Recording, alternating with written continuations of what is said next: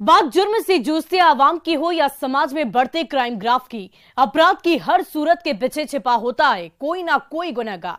नमस्कार, मैं हूं शुभ मिश्रा और तफ्तीश की राह में आने वाली हर कड़ी सुराग बनकर पहुंचाती है गुनहगारों को सलाखों के पीछे। आप बने रहिए हमारे साथ, क्योंकि हर जुर्म के खिलाफ हमारी तफ्तीश लगातार जारी है।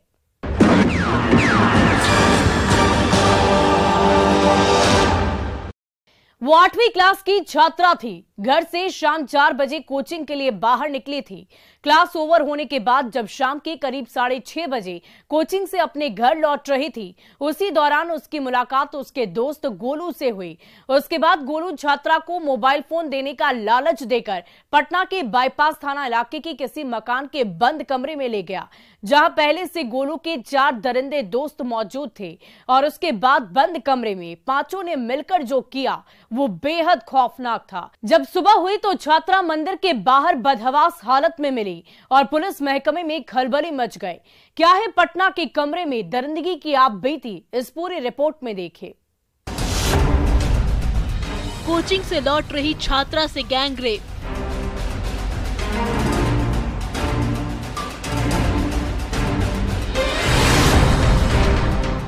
दोस्त ने की छात्रा से दगाबाजी,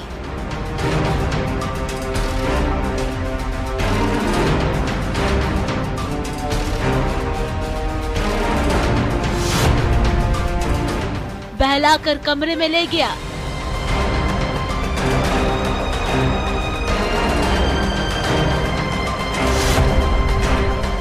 और बंद कमरे में पांचों ने किया गंदा काम।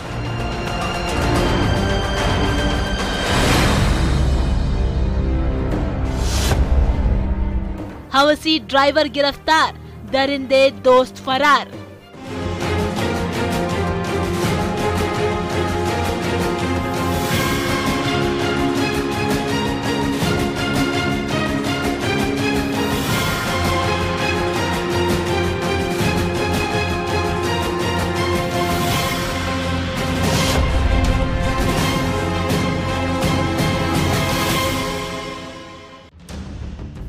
ये बिहार की राजधानी पटना है। यहाँ प्रशासन से जुड़े बड़े बड़े अधिकारी बैठते हैं और लॉ एंड ऑर्डर को लेकर बड़ी बड़ी बातें करते हैं। पूरे प्रदेश की सुरक्षा व्यवस्था को पुख्ता करने की रणनीति बनाते हैं। लेकिन अफसोस की चिराग तले ही अंधेरा है। न तो बदमाशों के ज़हन में खाकी का खौफ है और न ही दरिंदों के दिल में कानून का डर। यही वजह है कि नए डीजीपी के गुरु मंत्र के बाद भी राजधानी पटना में रह रहे हवसी दरिंदों ने साल की शुरुआत में ही पुलिस की क्राइम डायरी के पन्नों पर गैंग रेप की घिनौनी पटकथा लिख डाली है और दोस्त बनकर 14 साल की छात्रा को अपने हवस का शिकार बना डाला है, जिसकी खौफनाक कहानी सुनकर आप भी सहम जाएंगे, दिल कांप जाएगा। क्योंकि दरिंदों ने दोस्त बनकर छात्रा के साथ दगाबाजी की और बंद कमरे में ले जाकर उसके साथ बारी बारी से रेप की वारदात को अंजाम दिया। आप सोच सकते हैं कि वो डरावना मंजर कितना खौफनाक और दर्दनाक होगा जब उसके भरोसे का रेप हुआ होगा, दोस्ती की आड़ में दरिंदगी हुई होगी, वो कितना तड़पी होगी, दरिंदे दोस्तों से रहम की भीख मांगी होगी, लेकिन हवसी हैवानों ने उसकी एक ना सुनी होगी। वो रात कितनी डरावनी होगी जिसे वो सर्द रात के सन्नाटे में मंदिर के बाहर बैठकर काटी होगी।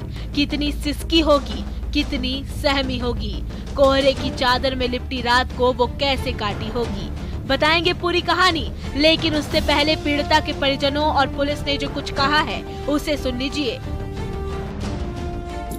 आज सुबह एक लड़की है जो उसने कंप्लेन दर्ज कराई है बाईपास थाना में, और उसकी कंप्लेन में हम लोग ने तुरंत एफआईआर करी और लड़की को मेडिकल के लिए भेजा गया। उसने 5 लोगों पे आरोप लगाया है कि उसके साथ रेप किया गया है। उसमें उसने बताया कि एक लड़का उसको ले गया रूम पे और बाकी 4 लोग उस रूम पे थे और उसके साथ दुष्कर्म किया गया है। फिर एफआईआर दर्ज हो गई, मेडिकल उसका हो गया है और इसी पे हम लोग जांच कर रहे हैं। शाम 4 बजे पढ़ने गई, उसके बाद 6:30 में रामानुजन कोचिंग से सतीचौड़ा से वो निकली है। उसके बाद उसका कुछ पता नहीं चला। 7:30 से हम लोग छानबीन करने लगे, वहाँ के टीचर लोग भी छानबीन करने लगे, कोई भी पता नहीं चला। सीसीटीवी कैमरा हम लोग जांच किए। उसके बाद प्रशासन को कुछ देर बाद खबर मिली प्रशासन लोग भी आए, वो लोग से CCTV कैमरा जांच किया और उसके बाद चले गए। वो बोले कि अब जो होगा जो सुबह में होगा। और जब सुबह में हम लोग थाना पहुँचे तो थाना पहुँचने के बाद ग्रुप में एक मैसेज आ गया कि एक लड़की को मिला, तो लड़की के साथ मतलब कुछ लोगों ने बलात्कार किया। सुन लिया आपने, वो मनहूस तारीख थी। इसी दिन राजधानी पटना के बाईपास थाना इलाके की रहने वाली 14 साल की छात्रा शाम के करीब 4 बजे अपने घर से कोचिंग के लिए निकली थी। शाम 6:30 बजे जब क्लास ओवर हुआ तो वो अपने घर लौट रही थी। उसी दौरान छात्रा की मुलाकात उसके दोस्त गोलू कुमार से हुई, जो छात्र के मोहल्ले का ही रहने वाला है। उसके बाद दोनों ने आपस में बातचीत की। गोलू ने छात्रा को बहला फुसलाकर कमरे पर चलने को कहा। तब तक छात्रा को गोलू की साजिश के बारे में भनक नहीं लगी थी। छात्रा नहीं जानती थी कि गोलू दोस्ती की आड़ में गैंग रेप की घिनौनी पटकथा लिख रहा है और उसे अपने ट्रैप में फंसा रहा है। वो सीधे मन से गोलू के साथ उसके बताए कमरे पर चली गई, लेकिन वहां जाने के बाद जब बंद कमरे का दरवाजा खुला तो छात्रा के पांव तले जमीन खिसक गई, क्योंकि कमरे में पहले से 4 युवक मौजूद थे जो गोलू के दोस्त थे। उनमें एक ऑटो ड्राइवर भी शामिल था। छात्रा जब तक गोलू की नापाक और घिनौनी साजिश को समझ पाती, तब तक गोलू के दरिंदे दोस्तों ने उसे कमरे के अंदर खींच लिया और कुंडी लगा दी। उसके बाद बंद कमरे में जो हुआ वो बेहद खौफनाक और डरावना था। पांचों ने मिलकर बारी बारी से छात्रा के साथ रेप किया। बंद कमरे में गैंग रेप की पटकथा लिखी। दगाबाज दोस्त बनकर घिनौना पाप किया। इधर छात्रा कोचिंग से घर नहीं लौटी थी तो परिजनों की बेचैनी बढ़ने लगी। घर वाले हैरान परेशान होकर छात्रा की तलाश करने लगे, लेकिन देर रात तक उसका कोई सुराग हाथ नहीं लगा। ऐसा लग रहा था जैसे एक खामोश रात उसे निगल गई हो। परिजन थक हार कर घर वापस आ गए, लेकिन पूरी रात बेचैनी में करवटें बदलते रहे। खामोश रात में बार बार दरवाजे की ओर झांकते रहे ताकि कहीं से कोई आहट सुनाई दे दे, लेकिन अफसोस कि स्याह रात के सन्नाटे में कुछ नहीं सुनाई दिया। सुबह होते ही परिजन आनन फानन में बाईपास थाना पहुंचे और गुमशुदगी की रिपोर्ट दर्ज कराने लगे। तभी सुबह बाईपास थाने में फोन की घंटी बजी, जिससे आवाज आई कि एक लड़की शनि मंदिर के पास बदहवास हालत में मिली है, जो डरी सहमी हुई है और कांप रही है। इतना सुनते ही थाने में बैठे परिजनों के कान खड़े हो गए। उसके बाद पुलिस वाले ने वीडियो कॉल करके लड़की की पहचान कराई और थाने लेकर आए, जहां पीड़िता ने पूरी आप बीती बताई और 5 दरिंदों का नाम बताया, जिसमें गोलू कुमार, मनोज कुमार, प्रमोद कुमार, शूरवीर और ऑटो ड्राइवर मुकेश शामिल हैं। आरोपियों में शामिल गोलू कुमार को लड़की पहले से जानती थी। गोलू के बुलाने पर ही वो गई थी, जहां पहले से मौजूद दरिंदे छात्रा को देखते ही भूखे भेड़िए की तरह उस पर टूट पड़े और उसकी जिस्म को नोचने लगे और हवस की भूख मिटाने लगे। लेकिन अफसोस कि ना तो किसी ने उसकी चीखने की आवाज सुनी और ना ही किसी को भनक लगी। पुलिस की चुस्ती और गश्ती भी धरी की धरी रह गई। जब मामला सामने आया तो पुलिस महकमे में खलबली मच गई और पुलिस एक्शन में आ गई और महज कुछ ही घंटे में दरिंदे ऑटो ड्राइवर मुकेश को गिरफ्तार कर पूछताछ शुरू कर दी, जबकि बाकी के चारों हैवान घर छोड़कर फरार हैं, जिनकी गिरफ्तारी को लेकर पुलिस परिजनों पर दबिश बढ़ा रही है और पीड़िता का मेडिकल कराकर आगे की जांच कर रही है। प्रशासन लेके आई तो हम लोग छानबीन किए कि कितना लोग था, तो वो लड़की नाम ली कि 4 लड़का था, एक ऑटो ड्राइवर वाला था, 5 लोग थे और 5 में से एक ऑटो ड्राइवर पकड़ा गया है। पुलिस प्रशासन भी रात में उतना काम नहीं कर पाई। ये 4 लोग कौन थे? ये जल्ला हनुमान मंदिर के एरिया का मतलब गली का लड़का लोग हैं, जो अभी कुछ दिन पहले 1-2 उसमें से जेल में से ही छूटे हैं। क्या नाम है उसका? एक का नाम गोलू है, एक का नाम मनोज है, प्रमोद है, एक का नाम सुरवीर शायद है, कंफर्म नहीं है मगर सुरवीर नाम है। शुरू गोलू शुरू में ले गया इसको फुसलाकर बहलाकर। हाँ वही नंबर उसको दिया था, उसको बोला फिर हम तुमको फ़ोन नंबर देंगे ऐसे वैसे, हाँ फ़ोन भी देंगे। वही में लड़की बहला फुसला के लड़की उसके साथ चली गई। अब पहला लड़का का नाम ही है गोलू। अच्छा गिरफ्तार भी उसमें कोई हुआ है? नहीं वो तब नहीं जानते हैं। गिरफ्तार भी हुआ है? एक हुआ है। हाँ बस अब उसने नेम अक्यूज दिए थे, उनके ऊपर छापेमारी शुरू की। उसी छापेमारी के क्रम में एक व्यक्ति मुकेश नाम का वो गिरफ्तार हुआ है, उससे पूछताछ चल रही है और बाकी लोगों पे भी हम छापेमारी कर रहे हैं और कोशिश करेंगे कि वो जल्दी गिरफ्तार हो। पूरा क्या मामला प्रथम से दिख रहा है सर पुलिस को?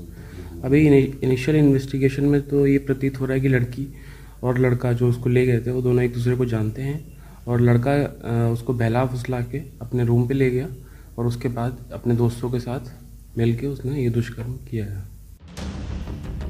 करीब 24 घंटे का वक्त बीत चुका है, लेकिन अब तक चारों दरिंदों का कोई सुराग हाथ नहीं लगा है। पुलिस छापेमारी की बात जरूर कह रही है, लेकिन जमीनी हकीकत कुछ और ही है, जो पुलिस की कार्यशैली पर सवाल खड़े कर रहा है। सवाल ये कि क्या राजधानी पटना में लड़कियां सुरक्षित नहीं हैं?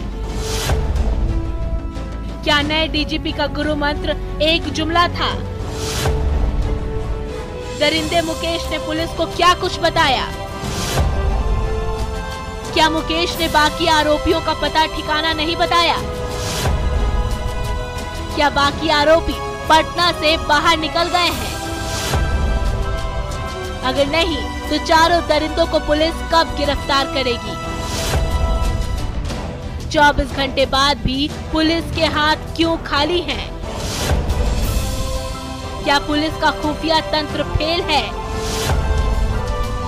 अगर नहीं तो छात्रा के चारों गुनहगार कब गिरफ्तार होंगे?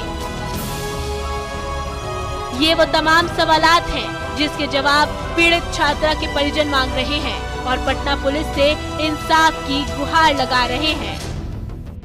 बिहार सरकार से यही चाहते हैं कि मेरी बेटी है, वो हर देश की बेटी है, उसको हर चीज़ का सुविधा मिलना चाहिए, पांचों को कड़ी से कड़ी सजा मिलना चाहिए। अभी प्रशासन आपको क्या सहयोग कर रही है? प्रशासन यही सहयोग कर रही है कि वो 4 के घर गए हैं, चारों के पेरेंट्स लोग के उठा है, मतलब जो अपराधी है वो भागा हुआ है, पेरेंट्स लोग को पकड़ा गया है। ऐसे में अब देखने वाली बात ये होगी कि पटना पुलिस कब तक बाकी के 4 दरिंदों को गिरफ्तार कर जेल की सलाखों में पहुंचाती है और घिनौनी पाप की सजा दिलवाती है। लेकिन जिस तरह से दरिंदे गोलू ने दोस्त बनकर और मोबाइल देने का लालच देकर दगाबाजी की और बंद कमरे में अपने दोस्तों के साथ मिलकर गैंग रेप की वारदात को अंजाम दिया है, वो बेहद खौफनाक और खतरनाक है, जिसके दर्द से पीड़िता ताउम्र तड़पती रहेगी, सिसकती रहेगी, अपने आप को कोसती रहेगी। ऐसे में दरिंदों को सजा दिलाना बेहद जरूरी है, ताकि फिर कोई गोलू दोस्त बनकर दरिंदगी की स्क्रिप्ट ना लिखे। साथ ही साथ दोस्ती में साजिश की दस्तक को भी समझने की जरूरत है। पटना से न्यूज़ 18 के लिए मनोज सिन्हा के साथ ब्यूरो रिपोर्ट।